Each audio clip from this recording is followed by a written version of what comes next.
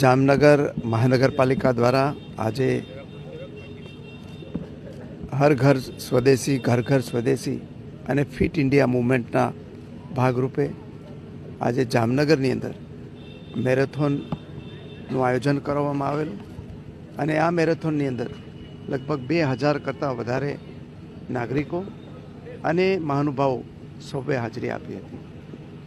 આપણે જિંદગીની અંદર પોતાના સુખ માટે થઈ અને દિવસ રાત દોડધામ કરતા હોઈએ છીએ, પરંતુ જે શરીરને સુખની ઈચ્છા છે એ શરીરની આપણે ક્યારેય કાળજી રાખતા નથી.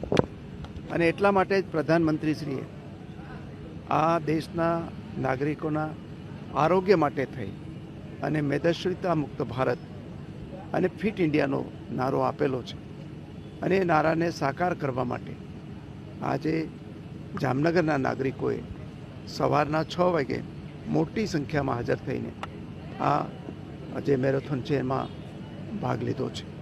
હું અપેક્ષા રાખું છું કે પ્રધાનમંત્રી નરેન્દ્રભાઈએ જે રીતે આપણને સૌને સલાહ આપી છે, જે સોનેરી સલાહ છે, એ પ્રમાણે આપણે જીવનની અંદર 24 કલાકમાંથી ઓછામાં ઓછો 1 કલાક આપણા પોતાના માટે શરીરની તંદુરસ્તી માટે કાઢીએ અને આપણા જીવનનો એક અગત્યનો હિસ્સો બનાવીએ એવી મારી સૌને અપીલ છે.